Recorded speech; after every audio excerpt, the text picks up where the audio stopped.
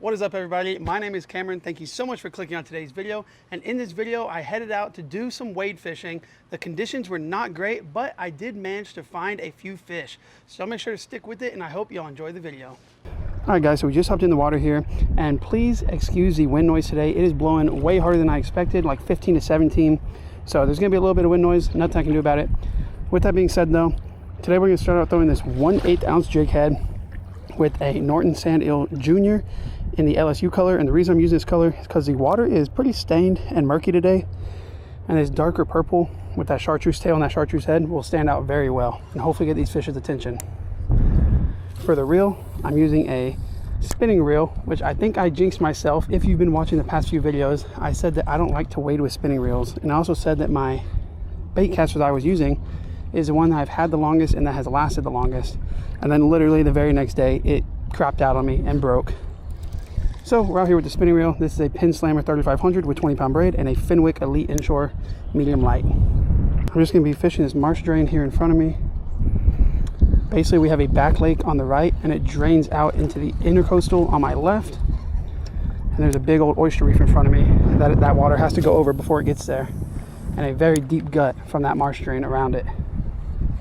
So we have a full moon tonight, which means that we're having really big tides right now. The tide just started dumping. Low tide is at like 11, and we're losing about 3 inches an hour, which is very good tide movement for this part of the coast. So we're just going to ease up on the edge of this reef, cast as we walk towards it, and hopefully we'll find those fish. Got about 3 hours until it gets dark, so 3 hours of prime fishing time. See if we can get on something here.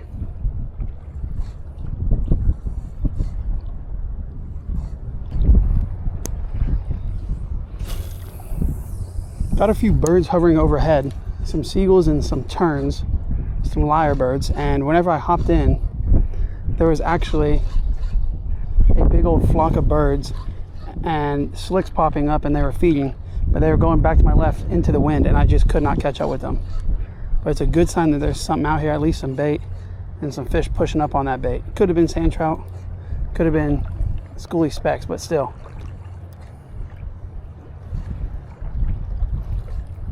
I know this time of year, this is whenever those fish pile in this spot. So I'm pretty sure y'all can see in the camera, but you can see all that current and how fast it's moving. And that's just dumping out from that back lake, pulling all of that bait that's in there out onto this flat and onto this oyster. And the way I like to fish any sort of current like this is to cast up into the current and let it pull my lure out with it. And just slowly, lightly pop that lure off the bottom. And that's gonna give it a supernatural look. I'm not sure if that was bottom or a fish. But that's gonna give that lure a real natural look, like it's being swept out in that current. And usually those fish are waiting on the sides of that current for that bait to get swept by. Over here to my right where I'm casting, there's a very deep hole. And then that oyster reef is right up here, and it's super shallow, like knee deep. So we'll start in the deep spot right here, and we'll just work our way out.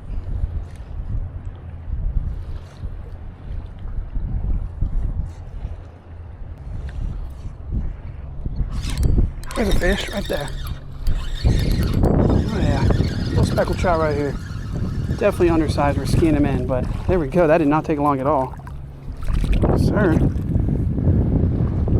That is the main target species for today, although we want them quite a bit bigger. There we go, and that was up on the shallow part right here. So I'll make another cast over there and see if we can put something together. Now typically the fish are going to be scattered all around, and as the evening goes on, they'll move up, they'll move out, they'll just start moving with the bait and with the current. But that one was right up on top of that shallow shell.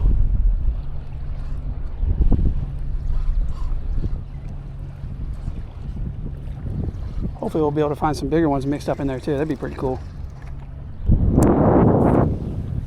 And anytime you catch one fish, you want to cast back in that same spot, because a lot of times they'll be schooled up and gathered in that same area.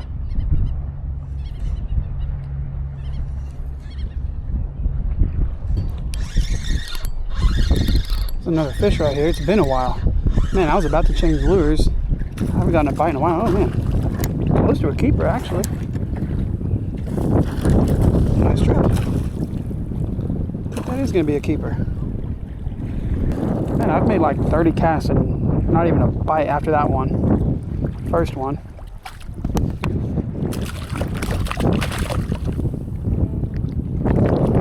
Not a bad trout right there. Oh, I don't have a measurement on this rod. I know that's a keeper fish, but just to be on the safe side, I'm gonna go ahead and let him go. I can't believe I forgot that. This is not a wade rod and I do not have a measurement on it. Oh no. That sucks. But, dang. I know that's about a 16-inch trout right there.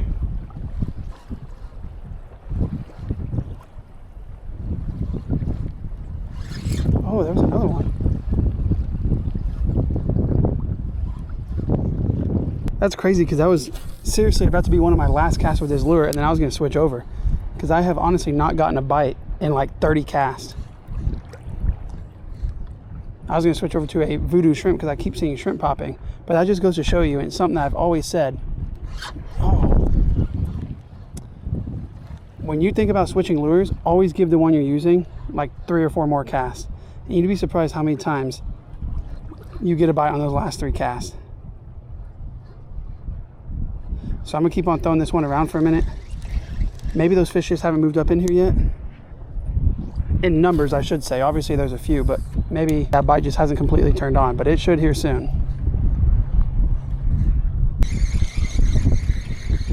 Got a fish charging right at me, a little guy.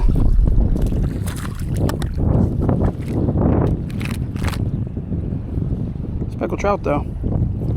It's fish number like 3 or 4. They're starting to bite a little more consistently.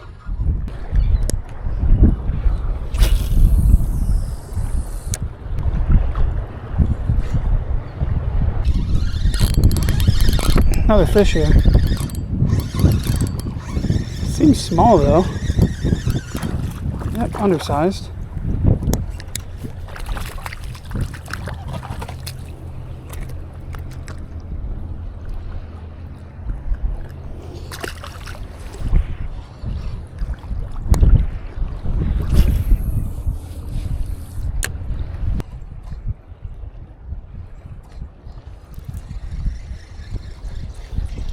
Do one last cast with this lure and then I'm going to change colors. Now to be honest with y'all, I'm not the type of person that thinks colors make a huge difference. They definitely matter a little bit depending on water clarity and stuff, just helping the fish see better. But profile, the size of your bait, shape of your bait, how you work your bait is all more important than the color in my opinion. With that being said, however, when I'm fishing dark water, there's 2 types of colors I like to use. One of them is a darker color like this, because those fish can see those darker colors in that darker water. And the other one is the exact opposite, which would be a very bright white, pearl color, whatever you want to call it. And the reason for that is because I think the fish can see these white colors very well in this stained water too. It has a lot of shine, a lot of shimmer. And yeah, I think that helps the fish be able to see it. And any white color or pearl color also looks just like a mullet or really any type of bait fish. So no matter what these fish are feeding on, shad, mullet, croaker, pinfish, white colored lures represent all that. So this right here is the Southern Salt Bait Company Hoodwink, and this is the Haymaker color. It's that white pearl color with a chartreuse tail. I'm a big fan of chartreuse, as I said earlier. Anything with chartreuse is my go-to.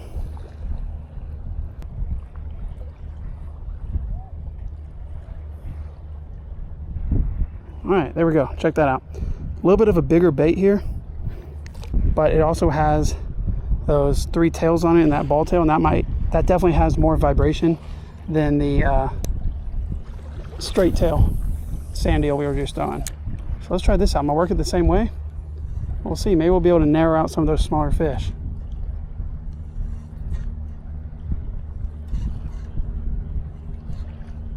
I just think no matter what the watercolor is, dirty, super clean, clear, muddy, it doesn't matter. I think white is always a good color to go with.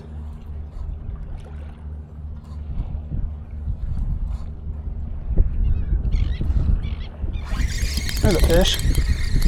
Is he on? Oh, he came off. Man, I thought I felt it hit it as it was sinking. But I wasn't sure, and then when I tightened down, he was there. Did not get a good hook set, but there you go. Second cast with this color. There's another bite.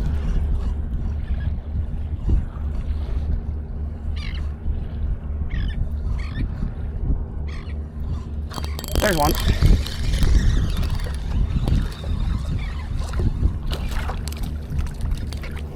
Once again, another undersized trout here, but there we go.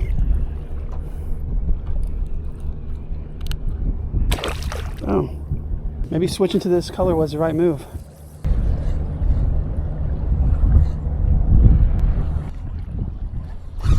There's a bite right there in the middle. There we go.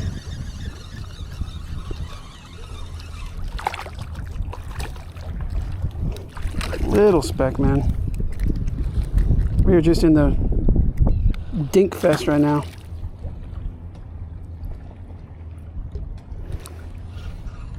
See, we'll try that again with another long cast. It's hard for me to cast forward this rod because last time I went out, I lost like half the line on it. Got a horrible, there's another fish. Oh, he came off. Got like a horrible wind knot though. And I had to cut a lot of the line off. So I'm down to like half a spool. That's a fish. Yeah, there's, oh, he jumped. There's definitely some fish over there on that other side.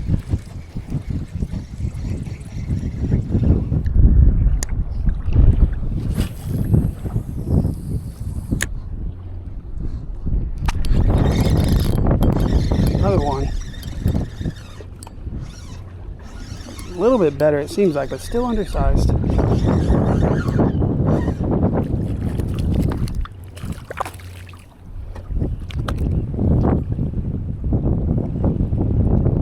Man, it is insane to me how hot these fish are. They feel like they've just been sitting up in the sun all day, cooked.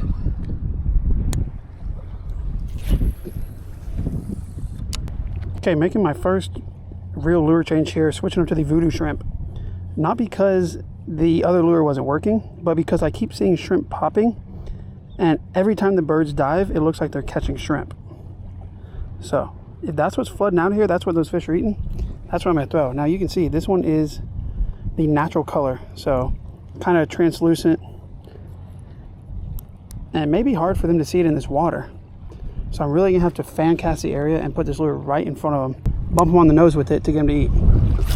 But I think we should be able to pick up some fish on this, so let's see.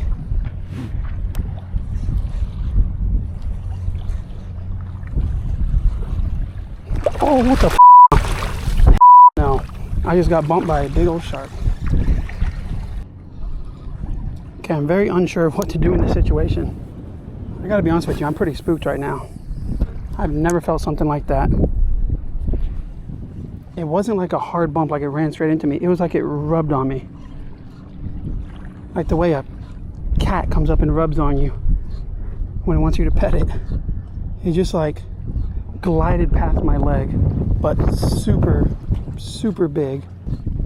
The problem is I'm up on the shallow spot. It's only knee deep. For me to get back to land, I have to go about waist deep. But this water's so dark, I just can't see anything.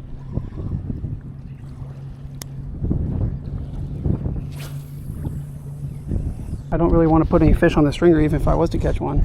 They're just going to get eaten. I think I'm going to try to make my way back to shore and just take a break for a minute. I'll just make my way back to the car, and I just hooked a nice trout. Man. Ooh, Lord. Man. Beautiful trout here. He thumped it hard too, and he's off. That's okay.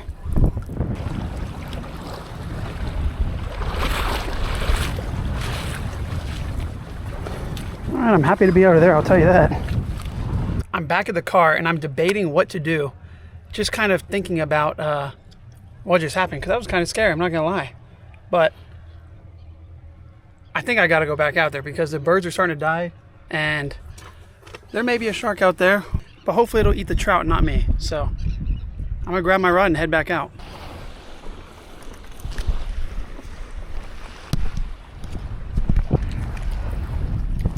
Okay, I'm walking back out here. I've changed up what I'm throwing, and I'm gonna walk in at a different spot. I'm gonna throw the topwater for a minute, although it's still kind of early in the afternoon, but I just hooked that big trout that y'all saw not far from shore, and while I was sitting there at the car, I saw a few more slicks pop up, and it's like knee deep right now, so I think if there's a trout in here, they'll hit the topwater.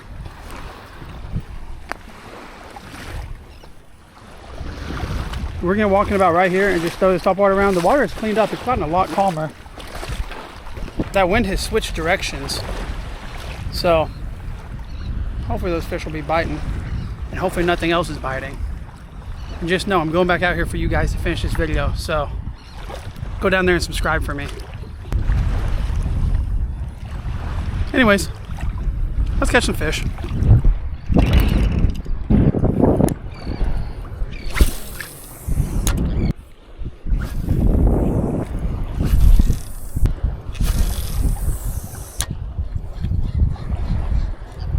Well, that is actually going to be the end of the video.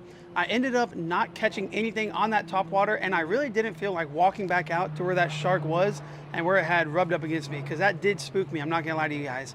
But I hope y'all enjoyed. Unfortunately, obviously I did not get a fish for the catch and cook today, but we will have many more chances to get back out there. It looks like we're gonna have a good week of fishing ahead of us. So I'm gonna be on the water quite a bit and hopefully get some awesome videos for you guys. Thanks for watching. Don't forget to hit that like button, leave a comment down below. Let me know what type of videos you'd like to see. And don't forget to subscribe if you're not already. And if you are, like always, guys, I thank you so very much. We just hit 30,000 subscribers, so that's awesome. It's been a long time coming, and hopefully we can just keep on growing. Once again, thanks for watching. Until next time, peace.